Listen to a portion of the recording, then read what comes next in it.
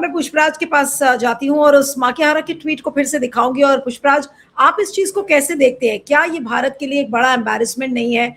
और जैसा मैंने कहा कि ट्रंप के बाद अब देखिए जापान के एक पूर्व मंत्री हैं, वो भी मोदी सरकार को इस तरीके से भिगो भिगो के मार रहे हैं और ये बोल रहे हैं कि they don't keep promises no matter what. If they make a promise, they flip it right away. They keep pushing their own self-interest right up to the very end. The minister in charge was especially awful. If the top guys like that, there's no way to have any decent dealings. और last में वो लिखते हैं कि Japan excluded from the signal system the key to safety. Tokyo की जाए online, और ये वो उस जो उनके ट्वीट का हवाला दिया जा रहा है। ये किस तरीके का रिएक्शन है जापान की तरफ से? जी, मेरी आवाज आ रही है नीलू जी आपको? हाँ, बोलिए बोलिए।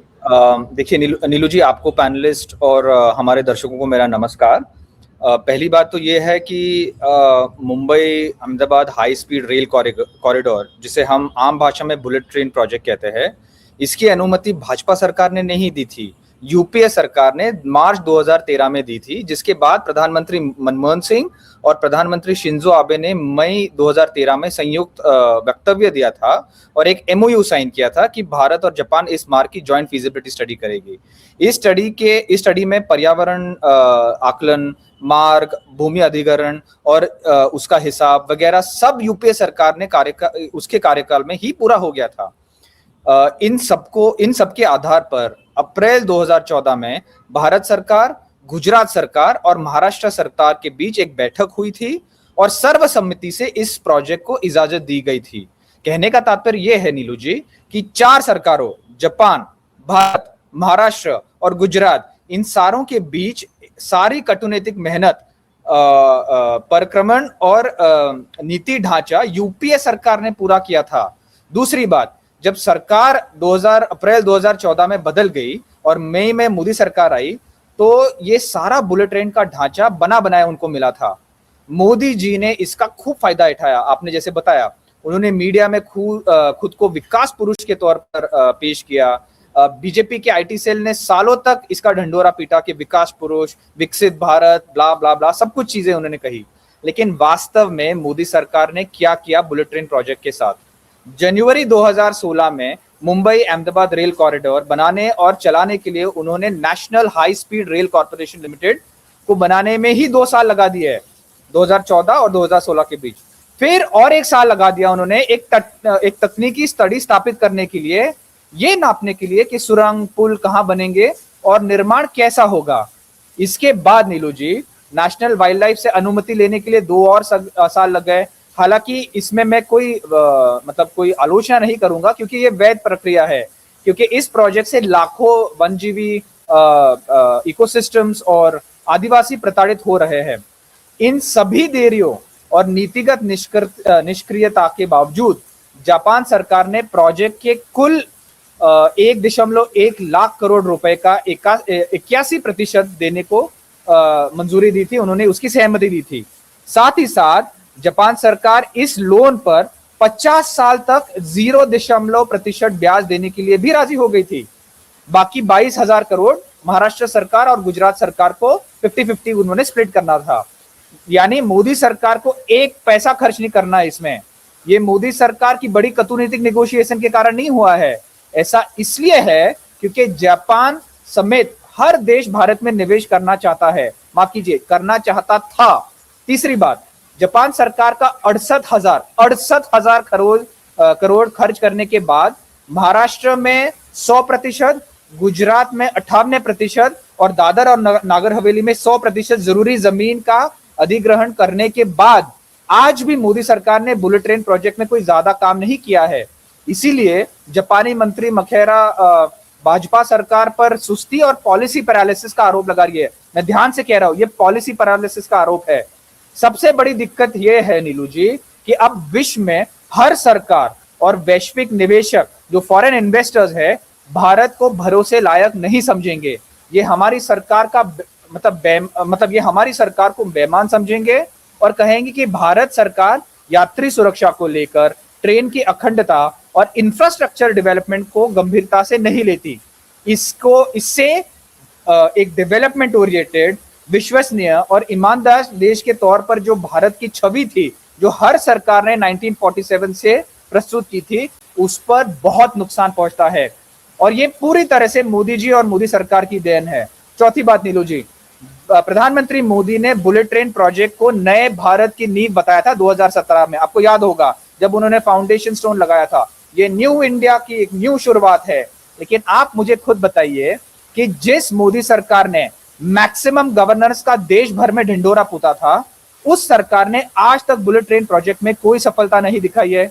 और आज जब दुनिया भर में भारत पर भाजपा के कारण कीचड़ उछल रहा है, तब हमारे रेल मंत्री गायब हो गए हैं, वो मिस्टर इंडिया हो गए, आज उन्होंने लाल बटन दबा दिया, गायब हो गए। आखिरी बात नीलू जी, अपनी सरकार की अनगिनत असफलता को अनदेखा करते हुए मोदी जी ने 2026 के बजट, इसी बजट में 7 और नए बुलेट ट्रेन कॉरिडोर्स की घोषणा की है, जिसके लिए उन्होंने 16 लाख करोड़ की घोषणा की है। ये प्रोजेक्ट तो 1.1 लाख करोड़ की है, उन्होंने 16 लाख करोड़ की घोषणा कर दी है।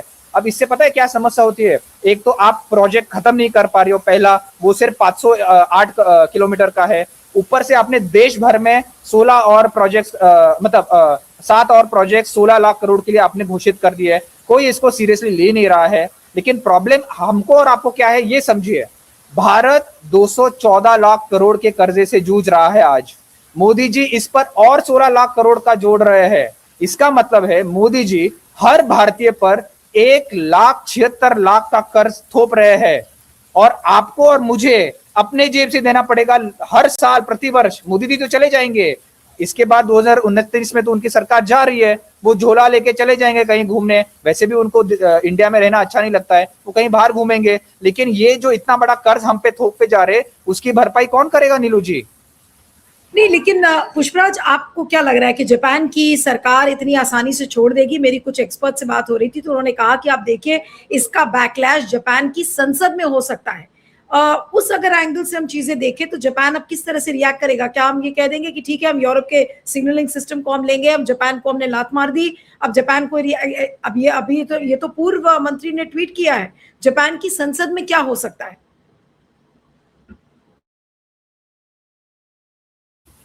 देखिए नीलू जी, सॉरी माफ कीजिए, देखिए नीलू जी, मैं ये कह रहा हूं कि 1.1 लाख करोड़ का 81% दे रही है, लगभग मतलब 88,000 करोड़ जापान दे रही है, और वो भी 0.1% ब्याज पर 50 साल में रिपे करना है, और 15 साल का मॉरेटोरियम है कि मतलब 15 साल को हमने देना ही नहीं है कुछ ब्याज। अब आप समझिए, ऐसे इजी टर्म्स पे भारत के साथ उन्होंने समझौता किया है, और भारत सरकार मतलब ये आराम आराम से खींचे जा रही है। इतना सारा जो मतलब जो विवेक जी भी कह रही है, आपने ट्रेन की तैयारी कर ली लेकिन ट्रैक नहीं बिछा है, आपने लैंड एक्विजिशन कर लिया लेकिन आप डेवलपमेंट नहीं कर रहे हो, इंफ्रास्ट्रक्चर की तैयारी नहीं कर रहे हो, आपने पैसा खर्च किया लेकिन कुछ इंफ्रास्ट्रक्चर दिख नहीं रहा है हमें और आपको। देखिए महाराष्ट्र में, विवेक जी जानते हैं, महाराष्ट्र में एक शक्तिपीठ करके एक हाईवे बना रहे हैं। मतलब आप मानोगे नहीं, ये शक्तिपीठ 50 किलोमीटर दूर एक नेशनल हाईवे है 4 लेन का, उसके बगल 50 किलोमीटर दूर पे वही हाईवे बन रहा है, उसी रास्ते पे जा रहा है। पहले उन्होंने कहा 36,000 करोड़ का होगा, आज वो बढ़ते बढ़ते 1.2 लाख करोड़ हो गया है। पूरा महाराष्ट्र कह रहा है कि ये कॉन्ट्रैक्टर राज है, ये कॉन्ट्रैक्टर की जेब भरने के लिए और मंत्रियों की जेब भरने के लिए ये शक्तिपीठ का हाईवे बन रहा है। अब वही हाल इस बुलेट ट्रेन प्रोजेक्ट का दिख रहा है। आपके पास इतना सारा पैसा खर्च हुआ है, जापान से आपको पैसा मिला है, आपने खर्च किया है, आपको क्या लग रहा है जापान ये नहीं कह रही है? जापान की पार्लियामेंट में उनका जो डायट है, पार्लियामेंट को उधर डायट कहते हैं, उसमें सबसे बड़ा प्रश्न ये पूछा जाएगा कि भाई साहब, आपने मनमोहन सिंह के साथ आपने एक समझौता किया था, बहुत अच्छा किया था, लेकिन अब आ गए हैं प्रधानमंत्री मोदी, वो शायद खा भी रहे हैं और खिला भी रहे हैं, और प्रॉब्लम ये है वो दिख रहा है। मतलब विवेक जी कह रहे हैं कि 7 या 9 साल का डिले हुआ है, नहीं, 2014 से डिले हुआ है, इसका मतलब 12 वर्षों से डिले चल रहा है। मान भी लो कि कोविड में 3 साल चले गए बीच में, तब भी आप 10-11 साल से प्रोजेक्ट थोड़ी चला सकते हो।